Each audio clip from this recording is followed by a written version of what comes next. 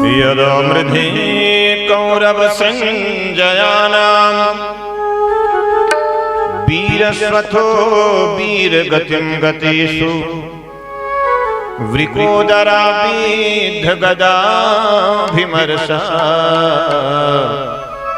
भगनोरुदण्डे धृतराष्ट्रपुत्रे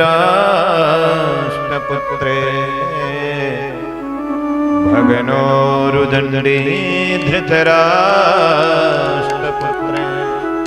तो धृष्टद्युम्न को छिपा करके रखा पांडवों ने, भगवान कृष्ण ने छिपा के रखा है। द्रोणाचार्य जी के सामने एक दिन भी नहीं आने दिया कि तुम धृष्टद्युम्न कहते हैं हम मारेंगे द्रोणाचार्य को, भगवान कृष्ण कहते हैं कि तुम गलती से चले मत जाना उधर। कहीं तुम द्रोणाचार्य के सामने गलती से चले गए तो तुम मारने के लिए रहोगे ही नहीं, तो क्या मारोगे? क्योंकि द्रोणाचार्य को मारना जो है किसी के बस का नहीं। द्रोणाचार्य खुद ही मरवाएंगे अपने आप, कोई मार नहीं सकता। और फिर आप जानते हैं कि अश्वत्थामा मारा गया ये कह करके उनको जो है कैसे कैसे करके छल किया गया उनके साथ। अश्वत्थामा मारा गया, हाथी मार दिए अश्वत्थामा नाम का भीम ने, हाथी। और सब लोग कहने लग गए अश्वत्थामा मारा गया, अश्वत्थामा मारा गया, सब बोलो अश्वत्थामा मारा, ऐसे ऐसे सब बुलवाने लगे। भगवान कृष्ण सबको बोले बोलो बोलो बोलो। अब जो है द्रोणाचार्य जी बोले कि मेरे बेटे को इतना जल्दी कोई नहीं मार सकता है, मुझे भरोसा नहीं हो। हाँ, यदि युधिष्ठिर बोले थे कि अश्वत्थामा मारा गया तो मैं मानने के लिए तैयार हूं। अब युधिष्ठिर जी कभी झूठ बोलते नहीं, भगवान कृष्ण बोल रहे हैं बोलो बोलो कि अश्वत्थामा मारा गया। युधिष्ठिर जी ने कहा हमने कभी बोला ही नहीं झूठ, तो हम कैसे बोल दे? भगवान बोले तुमको झूठ बोलने के लिए नहीं कह रहे, तुम सिर्फ इतना बोल दो कि अश्वत्थामा मारा गया, हाथी मारा गया। कौन तुमसे पूछा? तुम्हें सिर्फ इतना ही बोलना कि अश्वत्थामा मारा गया, अश्वत्थामा हता।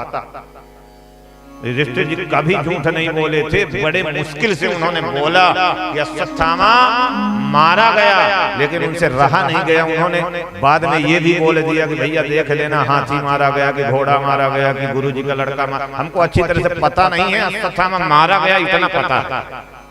लेकिन जब उन्होंने केवल इतना बोला कि अश्वत्थामा मारा गया, भगवान ने इतने जोर से पांचजन्य शंख बजाया कि बाकी का जो उन्होंने बोला द्रोणाचार्य जी को कुछ सुनाई नहीं दिया, केवल इतना सुनाई दिया युधिष्ठिर जी के मुख से कि अश्वत्थामा हता।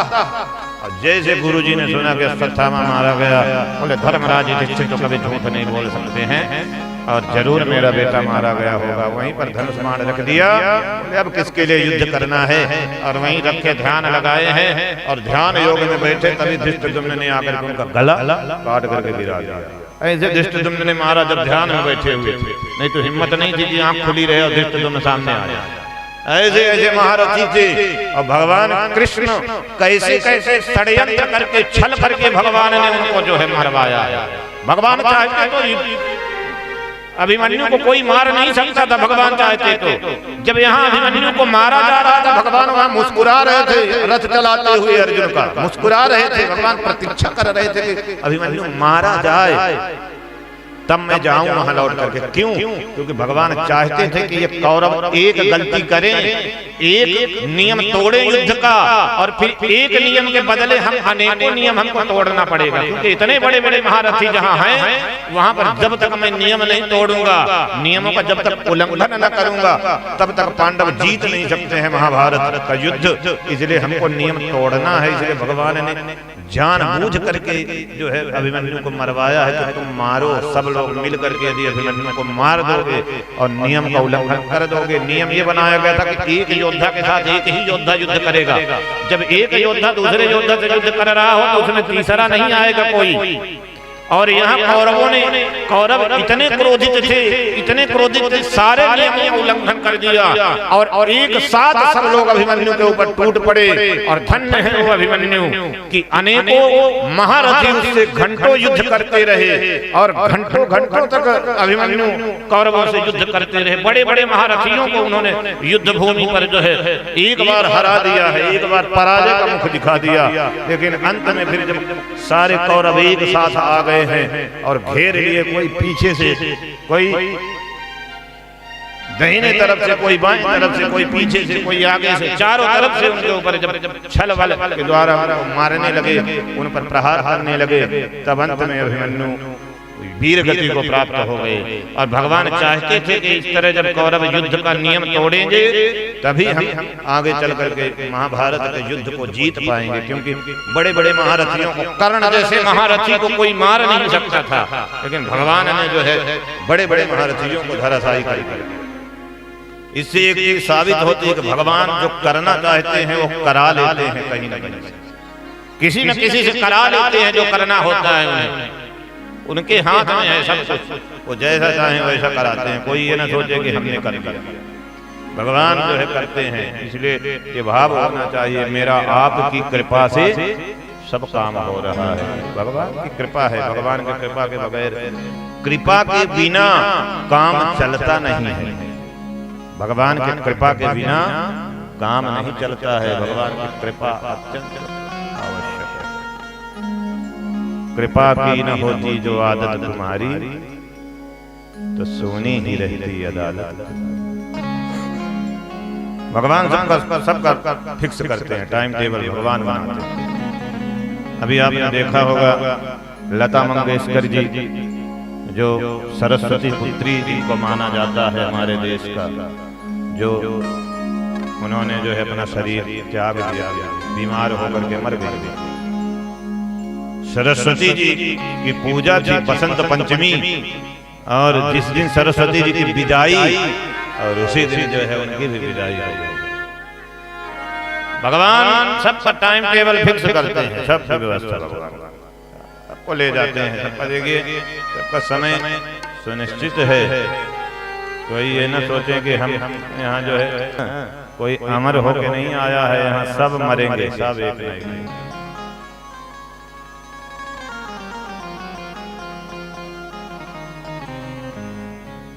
उसी महाभारत युद्ध में, उसी में महाभारत युद्ध में बड़े बड़े महारथी दुर्योधन अधमरे पड़े हैं, अधमरे। भगवान ने ऐसा छल किया उनके साथ कि वो गए थे नंगे होकर के जा रहे थे अपनी माँ के पास में कि हम पूरे लोहे के हो जाएंगे। नंगा चला जा रहा था, निर्वस्त्र होकर, नग्न। अब भगवान ने देखा कि ये लोहे का हो जाएगा तो इसके साथ क्या करेंगे फिर, हैं? इसको तो मार ही ना पाएंगे, लोहे का हो जाएगा तो पूरा लोहे का।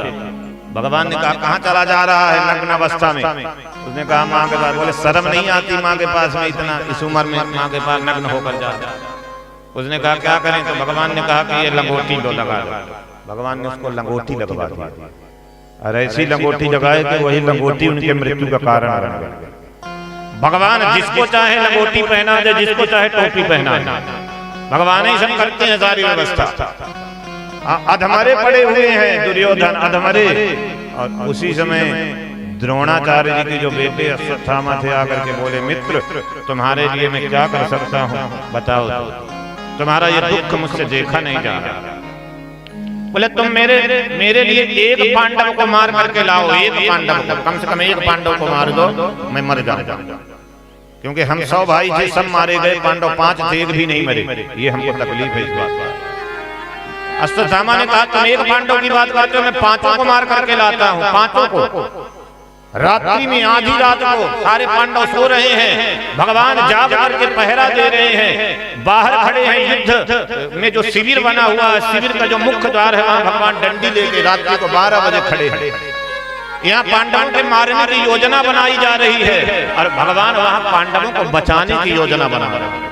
आधी रात को अर्जुन उठे, देखा गर्मी का समय है, गरम गरम हवा चल रही है, रेत गरम, जितनी खुली जगह होती है वहां उतना ही ज्यादा गरम लगता है। कुरुक्षेत्र का मैदान गरम गरम, तपती हुई बालुओं में से हवा लिपट लिपट करके आ रही है।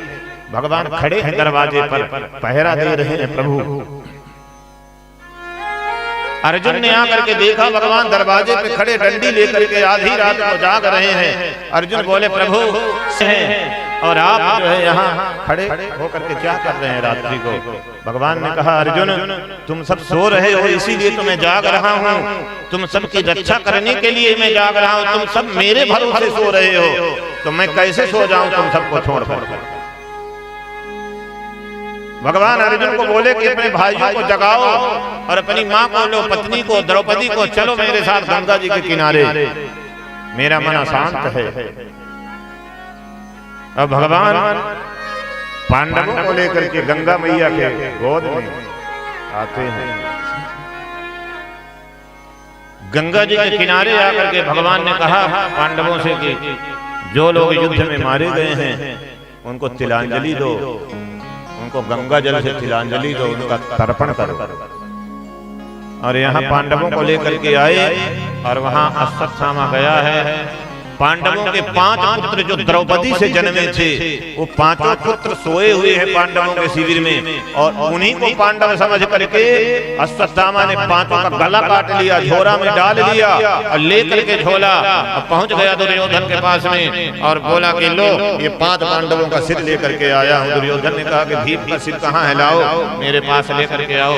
जैसे भीम के पुत्र का भीम का सिर समझ करके दिया है, दुर्योधन ने हाथ में लिया और उस सिर को जैसे जोर से दबाया है तो सिर के हजारों टुकड़े हो गए। दुर्योधन ने कहा ये भीम का सिर नहीं हो सकता, इतना कमजोर भीम का सिर नहीं है कि मेरे दबाने से ऐसे टुकड़े टुकड़े हो जाए। उसके प्रकाश में रोशनी में देखा है जब तो दुर्योधन को समझ में आ गया तूने क्या कर दिया, तूने ये 5 पांडवों के जो पुत्र से द्रौपदी से जन्मे हुए उनको मार दिया तूने, ये 5 पांडव नहीं है। और वहीं पर दुर्योधन तड़प तड़प करके अपने प्राणों को छोड़ देता है, वहीं प्राणांत हो जाता है उसको। और यहाँ लौट करके जब पांडव आते हैं कुटिया के अंदर आकर के देखा है द्रौपदी जी ने अपने पुत्रों को देखा जिनका सिर नहीं है केवल शरीर है। द्रौपदी जी 5 पुत्रों को देखती हैं तो देख करके द्रौपदी जी रुदन करने लग जाती हैं, रोने लग जाती हैं। माता शिशूना निधनम सुतानां निशम्य घोरम परिताप्यमाना तदा रुददबाष्पकलाकुलाक्षी तां सान्त्वयन्नाः किरीटमाली।